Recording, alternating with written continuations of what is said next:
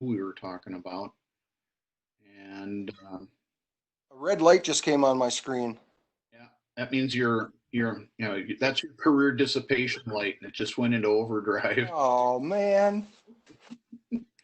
All right, so bring up the PowerPoint, and I don't think I have any videos in it, but just in case, we'll optimize that little rascal. Okay, so right about now, everybody should have a, let's see where that is. There we go. PowerPoint slide that says something about Intro to Vehicle Extrication Challenge. Correct. Okay. So if you don't have that part up, then we're already canoepered up here. So again, welcome everybody that made it to the meeting tonight. I'm pretty excited about what's coming up here, and in the initial discussion with the board, there was some conversation about how are we going to let people know what it is we're doing. So we came up with 4 training sessions that we're going to do spread out over the course of the next few months to get people up to speed on just what we're going to try to accomplish at the competition challenge next year. So again, I've already welcomed everybody. For those of you that don't remember me or never knew who I was, my name is John Lindstrom, and I will be the chairperson for the upcoming Vehicle Extrication Challenge. I have been around rescue for about 44 years now. Started in fire service 44 years ago. So that kind of leans into my next question. But then we're also going to, I was planning to do just a short history of IRECA for anybody that's new to the program or new to the organization, and then actually get into the meat of what we're trying to accomplish with this Vehicle Extrication Challenge for the upcoming 2021. The piece that apparently is going to be the new piece that I'm going to have to bring to people because when I talked to Mr. Browning yesterday and he asked me, what does R.E.S.C.U.E.D mean? I said, well, that's the approach we're using now to this technical rescue program. He said, well, I've never heard of it. And I said, that's probably because you've never taken a class from me up here in Minnesota. Because I've been using this R.E.S.C.U.E.D acronym in my training program for over 20 years now. So anyhow, there's the welcome speech. There's my introduction piece. For some of my classes, I throw this question out, not so much to discriminate, but to get a sense of where people are at in their ideas about what rescue is. And unfortunately, my computer ate my homework today. Normally what I do for this is I show you the opening clip from a bunch of television shows that deal with fire and rescue and try and work my way back chronologically to which one of the TV shows was the first one that you remembered watching when you saw firefighters or rescue people. Mine goes all the way back to 1958. Any of you are old enough to remember a TV series called R.E.S.C.U.E.D? Nope. Uh-huh. It was about the LA County Fire Department, and they drove around in Chevy Suburbans with a crew of 2 and a whole bunch of manila rope and a spanner belt, and did all kinds of wild and crazy things. And the guy who starred in the show went on to become a little more famous in the TV series Dallas, where he played the patriarch of the Ewing family. He was Jock Ewing. But for those of you that are even older than 1958, there is a biblical reference to rescue. And I usually quote this when I'm getting into the history of technical rescue. So even back in the Psalms, we were called upon to help them when they were in trouble, and we were there to rescue them. So rescuing is a part of what we do. It is a huge part of why I'm still in the fire service today. My passion for technical rescue is, as you'll find out, is second to none. But that raises the question of why we need to do this. And we live in a world today that we have no control over what other people do. And when they do things badly or when they do things wrong, typically that's the time they reach out to people like us to respond and help them when they are in trouble. So I think this is a t-shirt we were talking about wearing up at the racetrack for a while as part of the crash crew. And I still hold true to this philosophy that it's not a question of if we're going to have to do a rescue, it's just when and how bad is this going to be. So people that understand the importance of both rescue and emergency care gather together in groups and organizations. And the one that I'm affiliated with is the International Rescue and Emergency Care Association, which obviously my audience tonight is also part of that. So I'm probably not going to tell you anything new tonight, but going back into the website and finding some of this history, I was not aware how old IRECA actually was. It was not founded by Gary. I thought for sure Gary was the one who started this, but apparently he wasn't there. It is still the oldest recognized organization in North America that is involved in rescue. Founded in 1948 and lives entirely on the support of the members.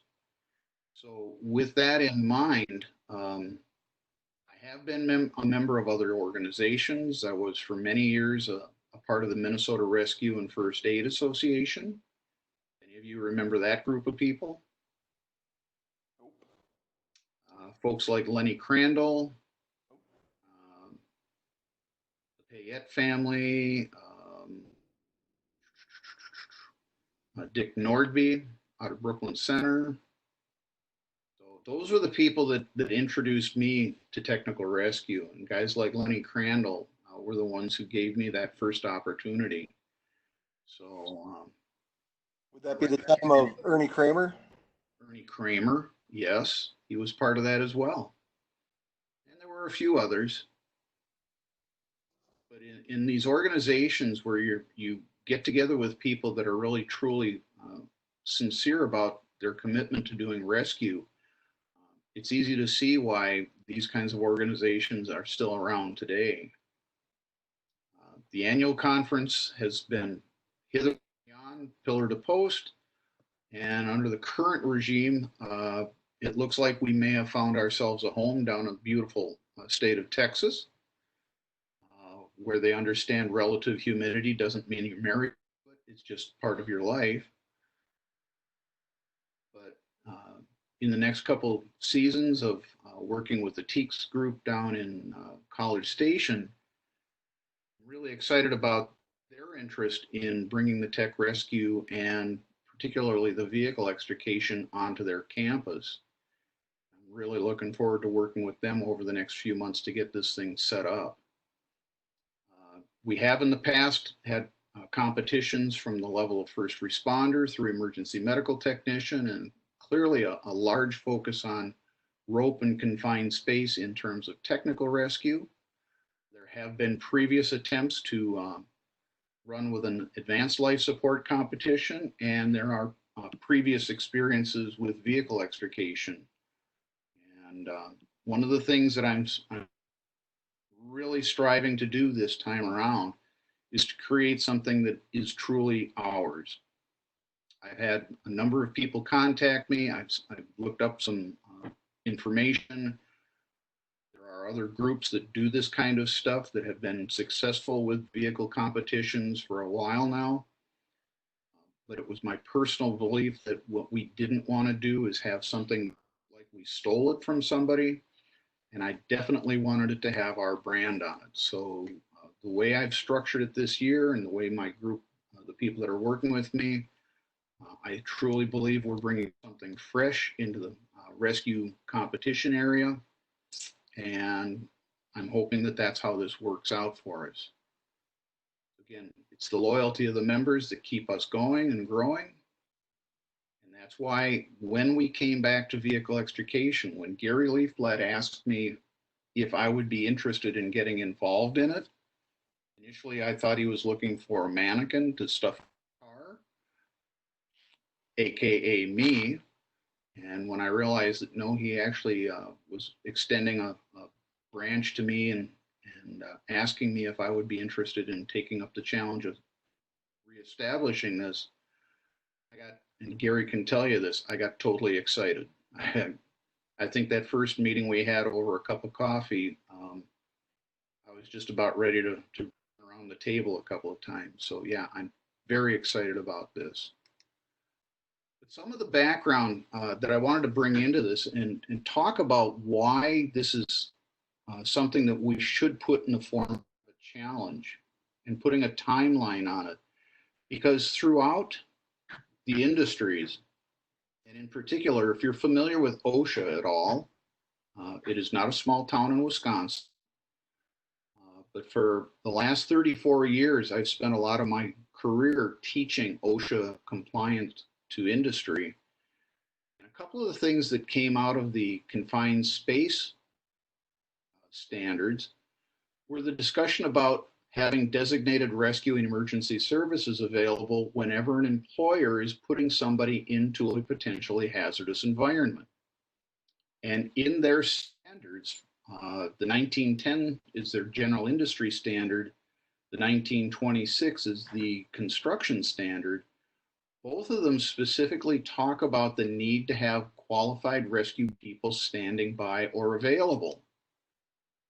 And in the standard, it says that the employer is responsible for evaluating whoever that rescuer might be. Now, whether it's an internal team of their own people, if it's a contract service that they bring on site, or if they're expecting to go to the local emergency response group like the fire department or rescue squad, the employer has an obligation. And part of that obligation is to see that they can respond in a timely manner. I love these politically incorrect phrases. When they say timely manner, they do not explain what that means.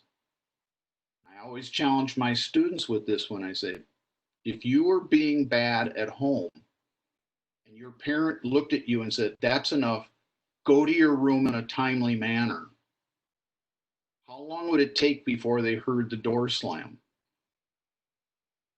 Would you leap off the couch and run down the hall? Would you finish your next game of Super Mario and then saunter down the hall? So they leave this open-ended statement of what is a timely manner. So I did some digging, got into some of the letters of interpretation that OSHA has issued. And again, specifically to the issue of confined space, they talk about a situation where there's an immediate threat.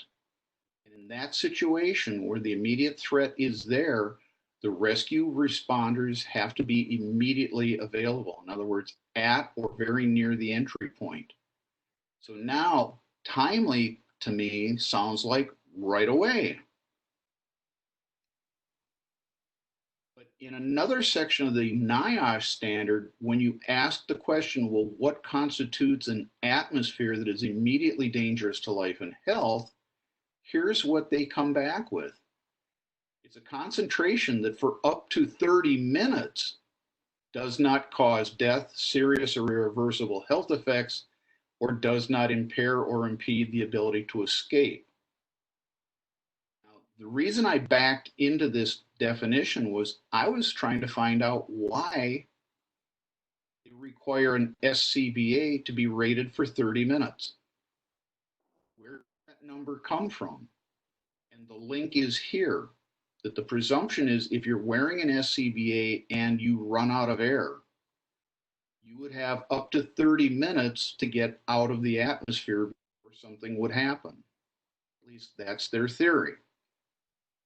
Now that's assuming you are right at the threshold, not 200 parts per million over that. So somehow 30 minutes came into this conversation. So when it's not life-threatening, their comeback was, well, capable of responding within a reasonable time commensurate with the nature of the hazard. Okay, so if you're the guy laying at the bottom of the pit with a compound fracture, how immediately do you want to be rescued? you're in an atmosphere that you're running out of oxygen, how soon do you want to be rescued? Yesterday. Yeah.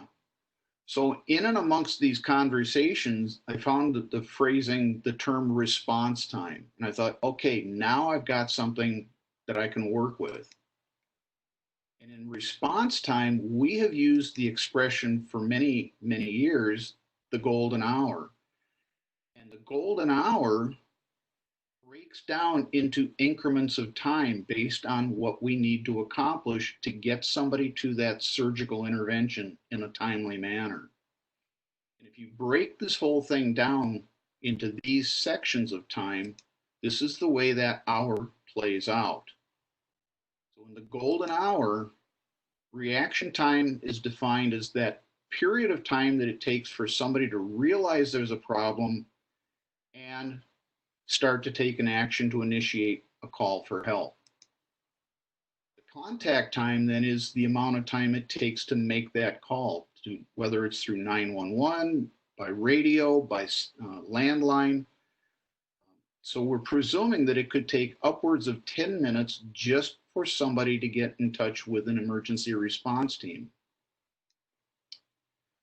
The response time then is kind of a crapshoot. It really is, because in an area where you're protected by a volunteer department, their response time includes travel time from wherever they are to wherever the equipment is, and then from wherever the equipment is to where the emergency is. In some cases, it goes even further than that. If I'm driving to the gate at the factory and I'm still not where the patient is, that time is also incorporated into that. On a full-time service, we assume that when the bell rings, you jump on the truck and you drive. So kind of arbitrarily, I selected a 10-minute drive time. Once we're on the scene, we need to do an effective job of evaluating. For those of you that have been through EMR and EMT, when we do patient assessments, trauma or for medical, we allocate up to 15 minutes in a test to evaluate somebody who's having a medical emergency. In a true life-threatening emergency, we talk in increments of 5 minutes. Now, we've decided what's wrong, we've determined what we're going to do about it, but now we've got to bring our equipment into position to actually initiate a rescue. Now, if we brought everything off the rig when we came in, that's great. But if somebody's got to go back and get something, that's going to factor into our total time. Where it leaves us now is approximately 10 minutes of working time. 10 minutes of time where we're actually in the process of gaining access, treating, extricating, and removing the person from that danger situation. And the reason I limited that is because we've still got to allocate upwards of 20 minutes. Now the patient is out of the situation. Now they're going in the back of an ambulance or into a helicopter, however they're going to get there. And now we got to get them into the hospital and get them in front of a doctor. So if we break this whole thing down into those kind of time increments, here's where our timely rescue fits in. We're looking at a time period that we have control over, which is only about 20 minutes out of this golden hour. Everything else, for the most part, is beyond the control of the rescue crew. The time we arrive on scene to the time that we hand over the patient, we are basically allowed about 20 minutes. And this is one of the criteria in setting up the competition for how much time the crews are going to have to perform a rescue. With the idea that they're already there, their equipment is already laid out and available to them. Sorry, that's just a fire call. Don't get up and run. I thought that was dinner. No, that's the smoke alarm. Oh, got it. And then again, assuming that once the patient is out of the car, they're going to go through a handoff report and then they're done. So the competition time for a timely rescue came down to the 20-minute cycle. Now, I could allow more, I could allow less, but I wanted to be fair in our judgment of what they're doing. Again, evaluating their proficiency, and this is where the competition really comes forward. Our goal is not to see yes or no they can do it. Are they proficient in their use of the skills and equipment to perform a rescue? One of the things that I brought into this was the idea that if rescue has to be done in a timely manner, then teams that are performing that in a timely manner deserve to be rewarded. So when we get into the score forms, a couple of the things you're going to notice in the scoring process is that if they accomplish certain critical skills within a time limit, they will receive bonus points. The idea that if you get through all of this in a reasonable or timely manner, you should be rewarded for your proficiency. So that was one of the things I wanted to make sure we incorporated into this. Selecting the team that can perform a rescue in an appropriate time frame. So again, if it's a life or death rescue, we've got to keep that time frame part of the objective here. The equipment. Now, right now, the plan is that we are going to provide all the tools and equipment that will be available to the rescue teams. We hope to work directly with TEEX through their cache of equipment, and we also want to reach out to the area vendors to have them bring in whatever is the latest and greatest, newest tools that we can get our hands on so that our competitors have the chance to work with that equipment. Now, what are we basing this whole challenge on? Well, there are standards that do apply. And I know that in conversations that I've had with a few people, particularly the industry people, and please don't take this wrong. I have nothing against how industry teams do this, but I come from the fire side of the world, and everything we do in the fire service is driven by the NFPA, the National Fire Protection Association standards. And as it is, there are standards in the NFPA that outline how we do technical rescue. Now, in the 1001 standard, which is basically the descriptive for what it takes to be a firefighter, there's a very limited amount of rescue involved. They're primarily worried about putting the wet stuff on the red stuff, chopping a hole, and if it isn't big enough, making a bigger hole or taking out another window. But the 1006 standard is the true standard that we need to think about because it defines the performance qualifications for people that are in the business of doing technical rescue. And in its first iteration, the 1006 only addressed people that were going to perform at the technician level. In the latest iteration, they have now broken rescuers down into 3 levels. There is an awareness level, there is an operations level, and a technician level. Very similar to the setup for hazardous materials. In fact, almost identical. The 1670 standard takes what the individuals are trained to do and puts them together in an organization that responds to incidents. So the 1670 more or less addresses how a fire department responds to and performs technical rescues. And it includes things like the number of personnel that would be required, what additional training. So, for example, virtually every aspect of the 1670 standard requires that the members of the team are trained in rope rescue. In fact, out of all the skill sets that are spelled out in the 1006 and the 1670, almost every one of them has a prerequisite for rope rescue. So it stands to reason that what we've been doing for years with the rope rescue, at some point, we should be able to apply that here. So again, 1001 defines firefighters at 2 levels. And in this case, the only real function that they have with technical rope is for the movement of equipment. There is a little bit of firefighter bailout, but it's not intended to be the same type of rescue that we would do where we have people on a line. So again, the 1006 in the latest edition was the one that readdressed the terminology awareness, operations, and technician.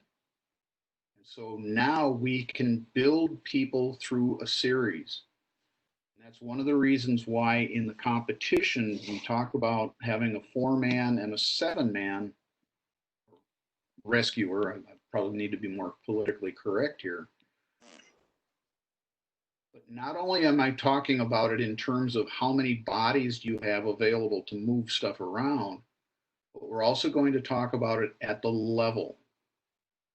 So the 4-person competition is going to be evaluated based on the operations level 1006 standard. 7-person team is going to be judged based on the technician standard. So they're getting more people, they're getting better trained people, and they're going to have access to far more equipment. And that's what's going to be the defining separation between the 4-person and the 7-person. So we expect them to be more challenged, we expect them to be more proficient, and we expect them to be utilizing more technical equipment. So again, awareness, operations. Again, at awareness level, basically you drive up to the scene and you see a wrecked car and blood all over and you go, oh, this looks like a rescue. I better call somebody who knows how to do this. With very limited amounts of technical use. I mean, very simple things like walking somebody out of a hazard. Operations builds into a set of skill sets that then support the people at the technician level, or in many cases, they are the body of the people doing the work under the direction of a technician. And so the technician really comes in that position of advanced knowledge and skills and takes the leadership role and coordinates the other resources that are being used. Whatever level of training they come with, the technicians are going to grab these people and put them on a job assignment. In the 1006 standard, I'm pretty sure most of you haven't read it. It's very light reading if you have nothing to do at bedtime. But in the latest edition, there are now 19 recognized training and certification disciplines for technical rescue. And in almost all of them, there are elements of rope rescue associated with them. The one we're going to specifically key in on is the 1006 standard for vehicle and auto extrication. So in the vehicle extrication section of the 1006 chapter 8, now again, originally when this was written, vehicle and machinery were in the same standard. So the concept of disentangling people from mechanized or machinery was a given, that whether you were in a Subaru or if you were in a combine didn't matter. You were going to basically be trained to do the same things. Now they have split the two. So machinery extrication is separate from vehicle extrication. So we're only going to be working to the 1006 chapter 8 for this. So again, the 1670, as I mentioned, defines the department's role in an actual emergency. We don't necessarily need to roll the 1670 so much into this training or into this competition, but we will certainly look at it as we go through. So the idea that to simply say, well, we're the fire department, when the bell rings, we jump on the truck and we go do everything. The NFPA is now saying not unless you've got trained and equipped people to do it. One of the areas that fire departments are horrible with, this is why I enjoy going to IRECA and watching the tech teams, when they get into confined space rescue, firefighters traditionally become the second and third victims. And that's because they assume that anywhere they go, they can do what they're going to do, and they can't. So here's where it comes down, and I think we will probably finish this up in a timely manner tonight. We still get to watch a murder mystery tonight. The acronym R.E.S.C.U.E.D originated with myself and a couple of other people that were teaching vehicle and rope rescue many, many years ago. And I'll be honest, I can't even remember where and how far back this goes. But I reached a point in my career where I said, if we're going to keep teaching this stuff, we've got to come up with a way that everybody's going to get it in the same approach. The systematic way of doing this is what ultimately developed into the R.E.S.C.U.E.D acronym. Ironically, with the introduction of the 1006, the requirements in the original 1006 for the core skills and knowledge, when you rearrange them in the standard, they actually follow the R.E.S.C.U.E.D acronym. Every aspect of the R.E.S.C.U.E.D is now in the NFPA 1006 as a requirement for how to do rescues. So I don't know if I'm saying I'm vindicated by that or if I'm trying to say that I was just way ahead of my time. I don't know, but it strikes me that at this point in time, there actually is a standard that supports this concept. So systematic, this is the key, is that we can't be doing these rescues in a timely manner if we're doing them in a haphazard manner. The idea that every time we show up on a call, well, today it's Tuesday, so we're going to do this first. Well, on Thursday, we're going to do that first. If it's in, up at the racetrack, John, well, if it's in turn 6, we're going to do this. If it's in turn 8, we're going to do something totally different. No, we don't. We approach them all systematically. Now, that doesn't mean we have a hard written plan for every accident, but we do things in a sequence that makes sense, that one step leads to the next step to ensure that we haven't missed anything that's critical and that anticipates what we're going to be doing next so we can start getting ready for what's coming. Because the goal for all rescuers is to see that all our victims are rescued. And so the word rescued just became the core concept here.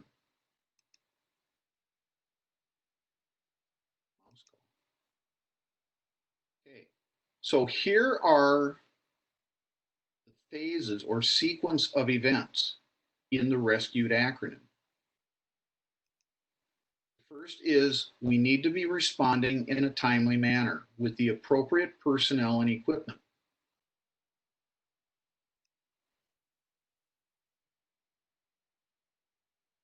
When we arrive on the scene, we need to effectively and thoroughly evaluate the situation. And for those of you that are in the EMS training area, this is one of the things that we jump into almost in rote behavior. My hands and eyes are covered. I'm calling ALS. I'm doing this. I'm doing that. And we've got them so conditioned to say it, but we haven't necessarily trained them to do it. So the idea that we may have to look around the incident a little bit. There may be victims that are not known to us yet. There may be hidden victims. There may be people that have meandered away from the incident. We need to make sure we've got all of them accounted for.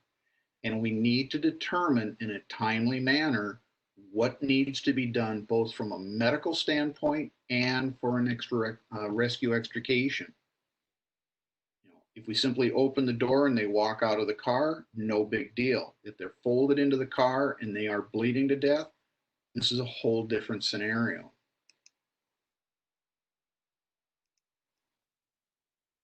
We need to ensure scene safety. Again, we talk the talk, we say these words verbally, but we don't really walk the walk. My hands and eyes are covered does not define PPE. It is the bare minimum for some situations and isn't even close to what we need to be doing for many situations. Polyester shirts do not make a very good barrier if we're standing in a fuel spill and it flashes to fire. We are working around jagged metal, broken glass. Polyester shirts don't do a very good job of keeping us from being lacerated or punctured. We need to make safety the highest priority for our rescuers, obviously for the care of our victims, and for others around the incident. We need to engage in effective casualty management. Question? Anybody have something?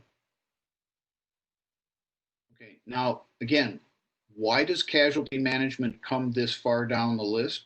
Because until we're ready to get there, we shouldn't be rushing to do patient care and putting ourselves at risk.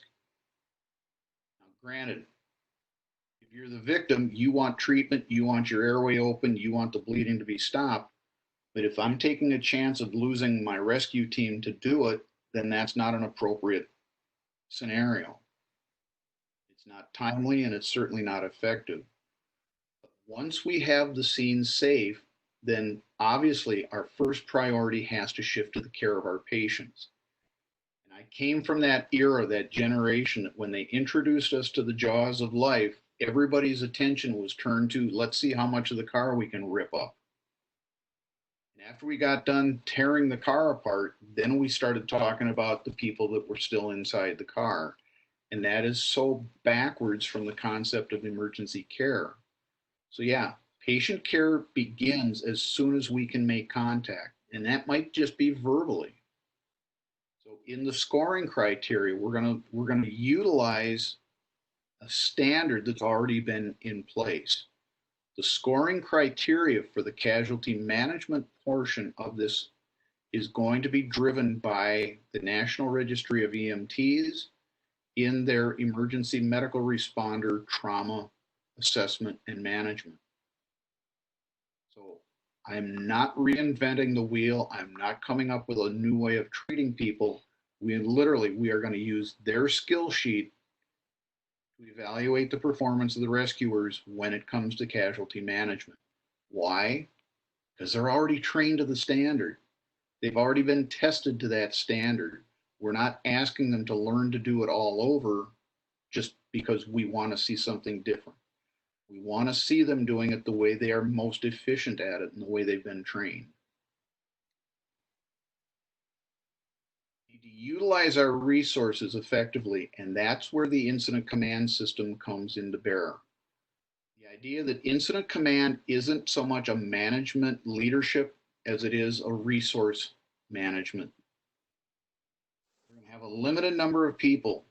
We need to use every person, every piece of equipment as effectively as we can to accomplish our mission.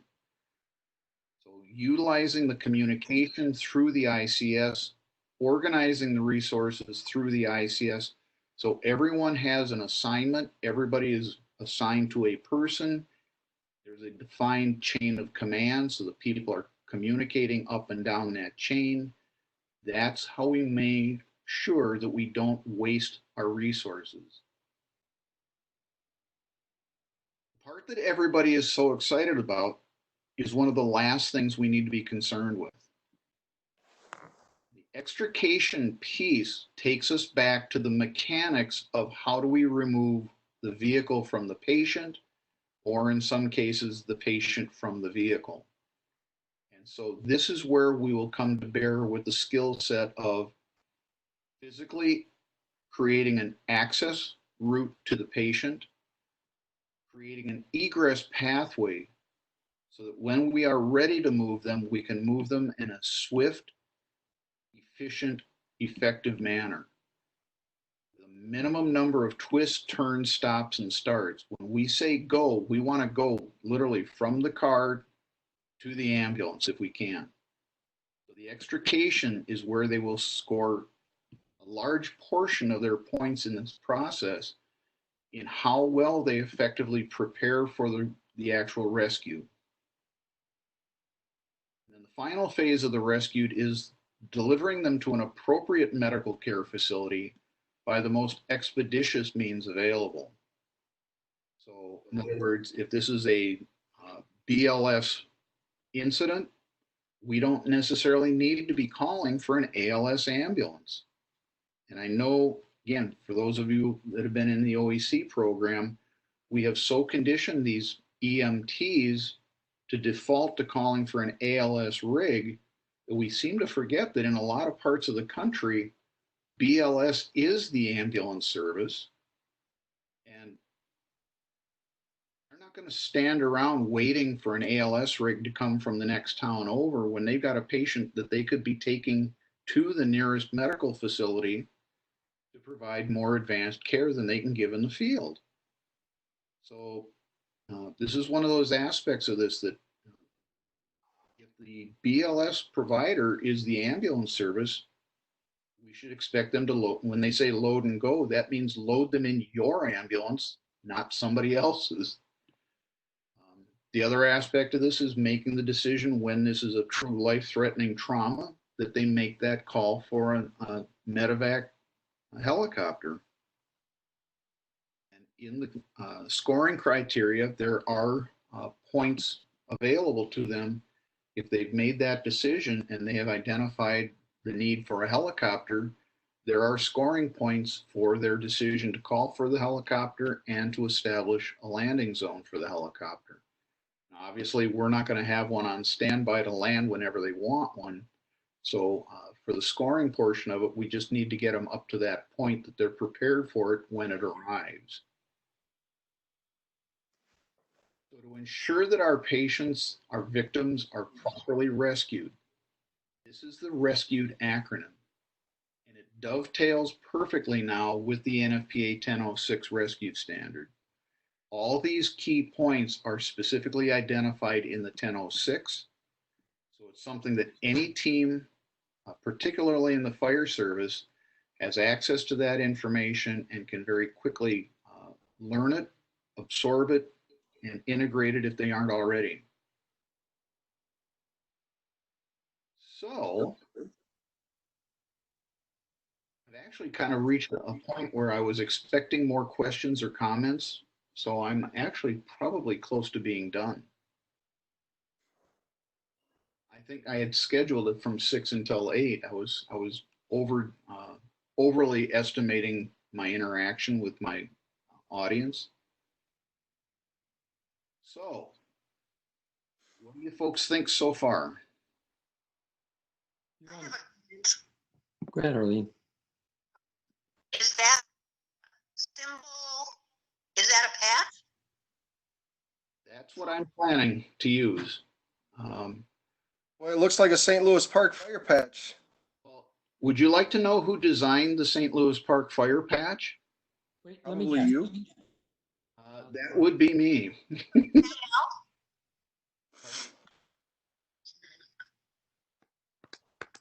So yeah, I actually created the original design for that patch back in 1990 something. The Brooklyn Center finally got away from the powder blue patch. Aw, darn. Well, take into account that when I started with St. Louis Park, we were wearing gray shirts because they wanted us to look like janitors, not police officers. And for a long time, it worked. I do want to say this in all honesty with what is currently happening in our country. I never realized the immediacy of impressions that people have of you until Excuse me.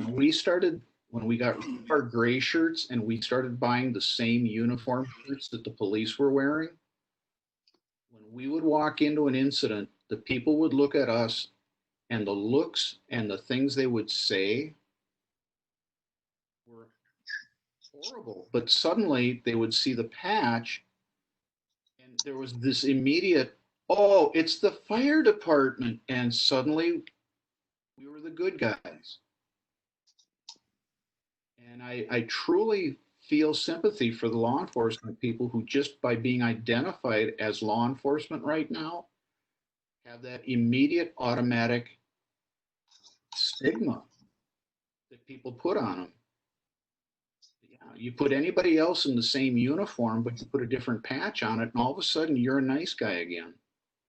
And that was something that really bothered me. But anyway, the symbolism here is quite simply that we were a fire department, but at the heart of what we were doing was more and more EMS. In fact, by the time I retired, we went from going to 600 fire calls a year to 3,200 calls a year, 600 of which were still fires. So we added 2,600 EMS calls to our normal workload over that uh, last 5 years I worked there. And so obviously EMS was at the core of what we were there to do. But in support of both fire and EMS, we were also the rescue service. And that's the symbolism of the patch was meant to bring that out. Rescue extrication supports the other two functions, which are the primary reasons we're there. Excellent. So It there's was the very well, story. Go ahead, Arlene. very well organized, very understandable, easy to remember, if you can still remember. If I can spell what? If you can spell rescued, she said. If I can spell rescued, I think I can handle the rest of this. That's what she's saying. So, But for those of you that have been with IRECA much longer than I have, and I want to hear this from you folks. Have we come up with something that is unique enough that we will not have people saying, oh, well, you took that from? I think so, especially if you're going to get some small municipality, because they're going to be the same people that are going to do the fire that do the rescue. St. Paul Fire does the rescue. St. Paul Fire does EMS. Mm-hmm. well, I think we're on the right step, and I think we're heading in the right direction, John. I appreciated your comments and everything that you said tonight. I think it's going to, I look forward to the next 3 presentations over the next couple months. Yeah. In the next 3 presentations, my plan is to break the actual competition scoring down section by section. Again, to open up the conversation with the potential competitors.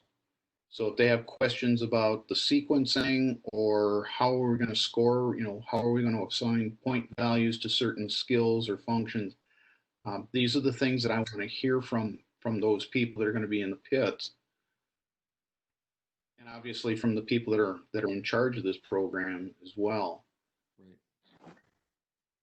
That's where I'll have most of my questions is cribbing and equipment. Yep.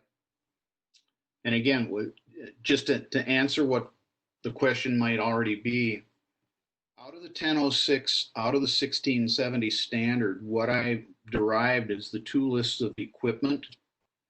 And the premise behind it is the 4-person team is going to be responding as an engine or truck company. So the equipment that they're going to be using, or some people would say they're going to be limited to, would be the typical equipment that would come on an engine company. Now, most engine companies, true full engine companies, do not carry a full complement of hydraulics. They don't carry a full complement of block cribbing, struts, and those kinds of things. Many of them do carry something as simple as a combi tool. And that was as far as my thought process went. If an engine company has a combi tool that they use because they may be the first at a vehicle accident and they're going to use it to pop a door, make some cuts, then I think it would be appropriate that for the 4-person team, they would have access to a combi tool, because that's something that would fit in a compartment on an engine or a truck. The 7-person team, they're expanding into a much larger cache of equipment, because on a rescue, especially a heavy rescue company, they would be coming with a larger crew and a lot more equipment. So they would have one full complement of hydraulic tools. They would have struts for shoring. They would have, I won't say an unlimited, but a much larger inventory of blocks, step blocks, cribbing, wedges, straps, ratchet straps. So again, they're going to be able to stabilize vehicles that are more precarious than a typical engine company would deal with. But we're going to challenge them with those extrications. The 4-person team is pretty much going to be your bread and butter. Engine company arrives, you got 2 cars in an intersection, both cars are on their wheels. There may be some impediments to the access because of one car or an obstruction. But by and large, they're working with something that they just got to get the weight off the wheels and get to work on the car. The 7-person technician level, they're going to be confronted with at least one vehicle that's in a precarious position, probably on its side, might be a complete rollover. Again, I've got to work with Teeks to see what they're willing and able to help us set up in terms of the extrication scenarios. The other thing I want to point out here, and this is something that I learned very quickly last year with the competition in Texas in June. I do not want to see live victims in any of the vehicles. I have seen how the live victims suffered in the rescue scenarios.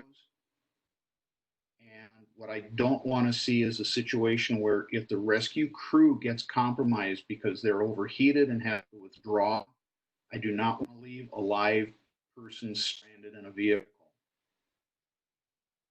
So as much as I know it will detract somewhat from the EMS component of this, I feel from an overall safety standpoint, I want to stand firmly on this argument that we cannot compromise people's safety just to make the victims more realistic. I don't have a problem with that. Okay. It makes sense, John. Yeah, knock it off. Well, because I know some people are going to come back and say, well, in the rope rescue, they have live victims. Yeah, but they're not going to be in precarious or potentially dangerous positions.